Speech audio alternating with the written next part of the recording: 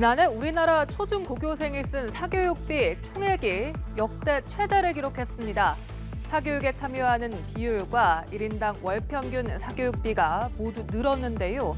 이는 2007년 통계 작성 이래 최고 수준입니다. 코로나 사태로 인한 학습 결손 불안감을 해소하려는 심리가 작용했다는 분석인데요. 교육당국은 시도교육청과 협력해 대책 마련에 나섰습니다. 자세한 내용은 곽준영 기자가 전합니다. 지난해 우리나라 초중고교생에게 들어간 사교육비는 26조 원. 증가폭은 재작년에 비해 다소 줄었지만 총액만 놓고 보면 다시 역대 최대치를 경신했습니다. 또한 사교육에 참여하는 비율은 이번에 78.3%로 늘었고 1인당 월 평균 사교육비의 경우 41만 원으로 1년 사이 11.8% 증가했습니다. 역시 모두 2007년 통계 작성 이래 최고 수준입니다. 한 주당 사교육을 받는 시간 또한 전년 대비 30분 더 늘어 7시간을 넘겼습니다.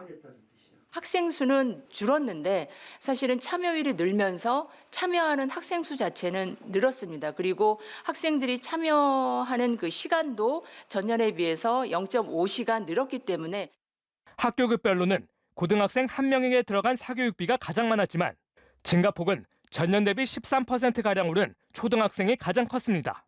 초등학생 1인당 사교육비는 월 평균 37만 2천 원이었습니다. 교과별로는 예체능과 취미 교양의 증가율이 두드러졌고 일반 교과의 경우 국어와 영어의 증가율이 수학과 사회과학보다 높았습니다. 이 같은 사교육비 증가에 대해 교육당국은 코로나로 인한 학습 결손이 심해져 보충학습 수요가 증가했기 때문으로 분석했습니다. 학부모님께서도 특히 출발선에 있어서 초등학교 1, 2학년 학생들, 특히 3학년 학생들 이런 저연령의 학생들에 대해서는 여전히 학업에 대한 결손에 대한 불안감들이 좀 있었을 것으로. 교육부는 시도교육청과 협력해 올 상반기 중 9년 만에 사교육비 경감 방안을 발표할 예정입니다.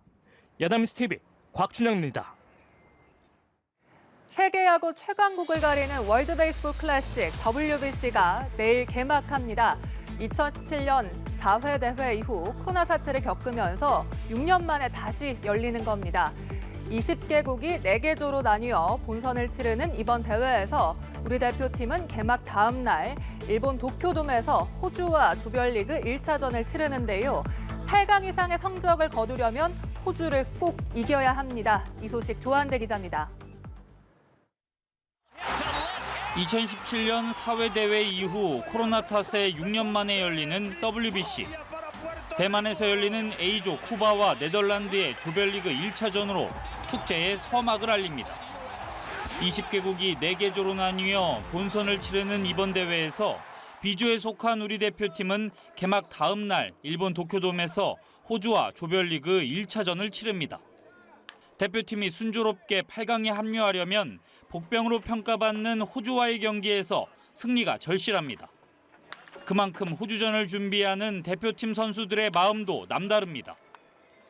저 또한 마찬가지입니다. 일본전도 중요하지만 앞에 호주전이 더 중요하기 때문에 호주전부터 잘 치르고 그러고 나서 이제 일본전 앞두고 그때 가서 또 생각해 보겠습니다. 대표팀은 호주전에 이어 공식 연습 경기에서 연타석 홈런을 친 빅리거 오타니 쇼헤이가 포진한 숙적 일본과 오는 10일 맞붙습니다. 체코, 중국과의 경기까지 치른 후 대표팀이 조 1위 또는 2위에 안착하면 일본에서 대만, 쿠바 등이 속한 A조 진출팀과 자웅을 겨룹니다. 2013년과 2017년 WBC에서 거푸 1라운드 고배를 든 한국은 2009년 이래 14년 만에 4강 진출에 도전합니다. 대표팀이 4강 진출을 이룬다면 이강철호는 미국 마이애미로 건너가 더 높은 곳을 노리게 됩니다. 이번 대회 총 상금은 1,440만 달러, 약 187억 원으로 우승국은 출전료를 포함해 최대 300만 달러를 상금으로 가져가게 됩니다. 연합뉴스TV 조한대입니다.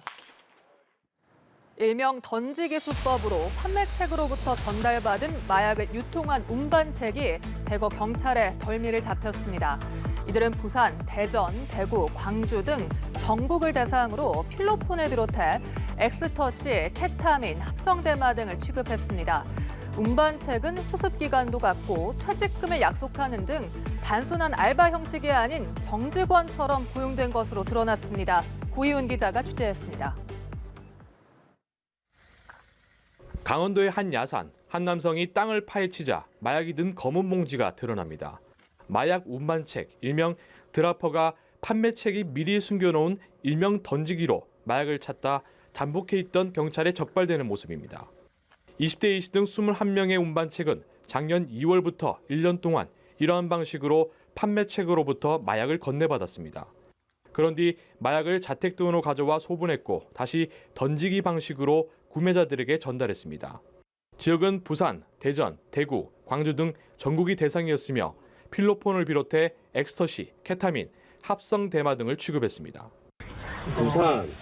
부산 5, 강원 5, 부산 14, 강원 14, 울산. 들었던 봉지 이건 뭐고? 필로폰. 고액 알바를 내세운 SNS 채용 광고를 보고 마약 운반책이 된 이들은 한 달에 많게는 1,000만 원 상당의 암호화폐를 받았습니다. 판매책은 모집된 운반책을 정직원처럼 일정 기간 수습기간을 뒀고 퇴직금을 약속하는가 하면 근무 규칙도 안내했습니다.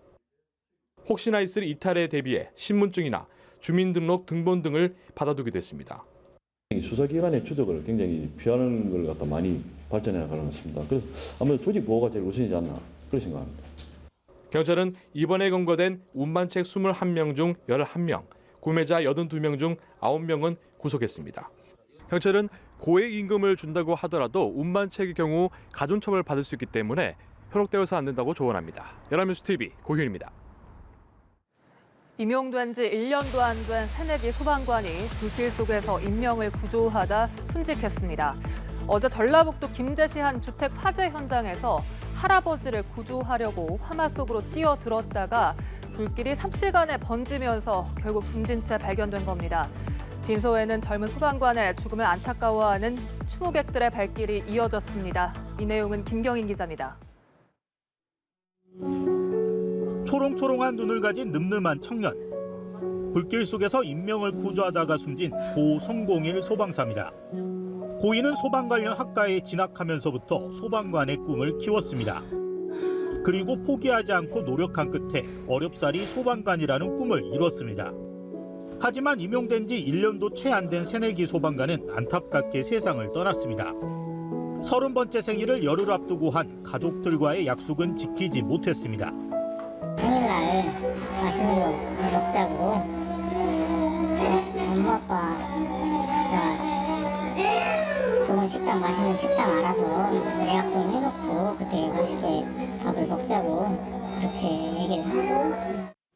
빈소에는 동료 소방관과 지인들의 발길이 이어졌습니다. 모두가 슬픔에 잠겨 젊은 소방관의 죽음을 안타까워하며 눈시울을 붉혔습니다. 동료와 친구들은 고인을 책임감이 강했던 소방관으로 기억했습니다. 우리 성공일 소방서는 착하고 성실하고 책임감이 매우 강한 직원으로 제가 그렇게 보고 왔습니다. 좀 먼저 나서서 불의를 잘 못 참기도 하고 정의감 있던 친구였습니다. 성 소방관은 지난 6일 불이 난 주택에서 사람을 구조하기 위해 화마 속으로 뛰어들었습니다. 하지만 불길이 삽시간에 번지면서 결국 숨진 채 발견됐습니다. 순직한 소방관의 연결식은 9일 오전 김제 청소년 농생명센터에서 거행되며 이후 대전 국립현충원에서 영면에 들게 됩니다. 연합뉴스TV 김경인입니다.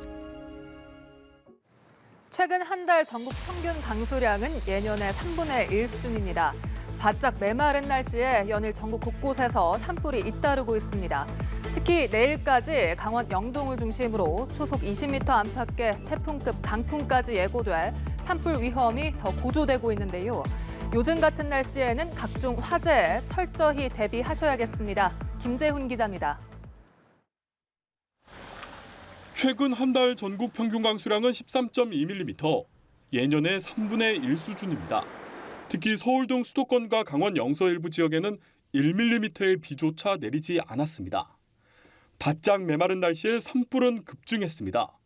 지난 5일까지 발생한 올해 산불은 197건, 이 중 70%가 한 달 사이에 집중됐습니다.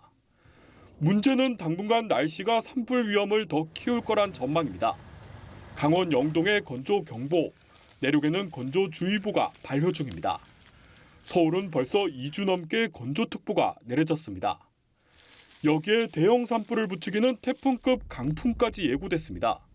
한반도를 두고 남쪽 고기압, 북쪽 저기압이 맞물리면서 내륙 곳곳에 강풍이 만들어집니다. 특히 산맥을 넘는 바람은 더욱 건조해지는데 공기들이 급경사를 타고 쏟아지면서 동해안에는 초속 20m의 돌풍이 불게 됩니다. 건조한 날씨가 이어지겠습니다. 작은 불씨가 큰 불로 이어질 수 있는 만큼 산불 등 각종 화재 예방에 유의하시기 바랍니다. 수요일과 목요일 사이 중부 곳곳에 비 소식이 있지만 양은 5mm 미만으로 매우 적습니다. 기상청은 일요일쯤 전국에 한 차례 비가 내려 건조함이 일시 해소되겠지만 다음 주부터는 다시 메마른 날씨가 이어질 것으로 전망했습니다. 연합뉴스 TV 김재훈입니다.